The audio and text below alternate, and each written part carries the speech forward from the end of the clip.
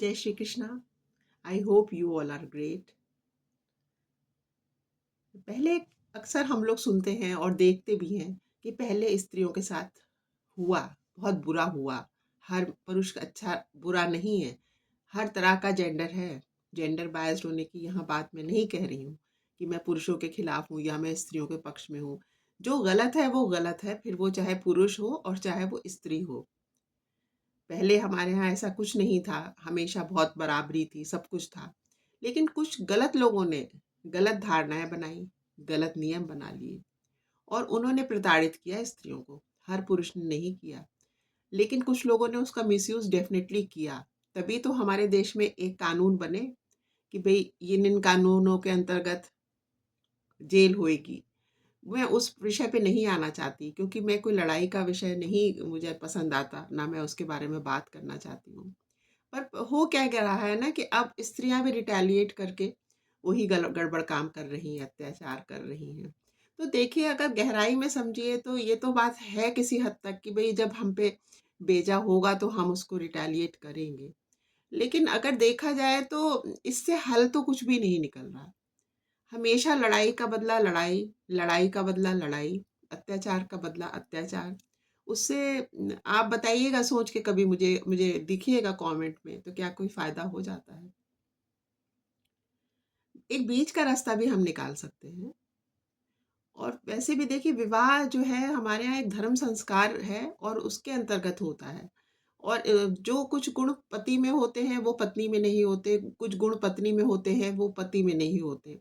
और इसी तरह से दोनों एक दूसरे को बिल्कुल बहुत सुंदर सा कॉम्प्लीमेंट करते हैं कि जो उनकी कमी है वो पूरा कर देते हैं और जो उनकी कमी है वो पूरा कर देते हैं। इसी के तहत हमारे यहाँ कहा जाता है अर्धनारीश्वर। एक बहुत सुंदर तभी स्त्री और पुरुष विवाह के पश्चात कंप्लीट होते हैं, जिसे कहना चाहिए। तो बजाय इसके कि हम एक दूसरे के अवगुणों को उखाड़े, क्यों ना हम उनके गुणों को अप्रिशिएट करें और ये समझ के चलें कि भाई कमी तो सब में है, क्या हम में कमी नहीं है? और हम दूसरों की कमियों को ही अगर देखिए देखते रहेंगे, कोई भी हो, मैं आप कोई भी, तो उससे कोई मसला हल तो नहीं होता ना। बहुत ही सुंदर बात होगी कि हम उस चीज़ों को अप्रिशिएट करें जो कि हमारे स्पाउस में है, जो मेरी पत्नी में है, जो आपके पति में है। तो क्या है ना, इंसान में तो कमियां हैं ही, पर जब हम उसकी कमियों को ही हमेशा हाईलाइट करते हैं ना, तो क्या होता है, वो जिद के और जिद करके वो बंदा वो और भी करने लग जाता है। थोड़ा सा उसको फॉरगिव करके, थोड़ा सा उसको इग्नोर करके, मुझे ऐसा लगता है कि किसी हद तक अगर हम थोड़ा सा जिस टॉलरेंस से रहें और धैर्य दिखाएं, इतनी अधीरता नहीं करें, और तो मुझे लगता है संबंध हमेशा बहुत मधुर हो सकते हैं। क्योंकि जो गलत करता है वो आखिर कब तक गलत करेगा? कभी तो उसको समझ में आएगी। हाँ, अति हो जाए तो फिर तो उसके लिए तो क्या ही मैं कह सकती हूँ, मेरे पास इतना कानूनी ज्ञान तो नहीं है।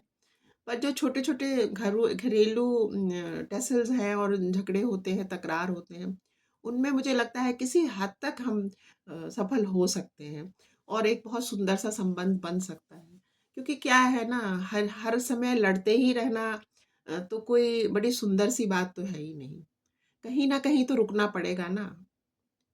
आप लोग ज़रूर सोच के देखिएगा आज जो मैंने ये बात कही, कि हम क्यों ना अगले के जो हमारे स्पाउस होते हैं, पतियों के लिए पत्नियां और पत्नी के लिए पति, हम उनके गुणों के ऊपर अधिक फोकस करें और देखें कि उनमें कितना गुण है।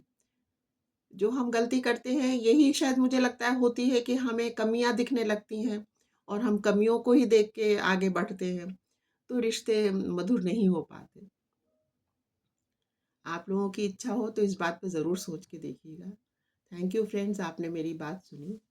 जय श्री कृष्ण।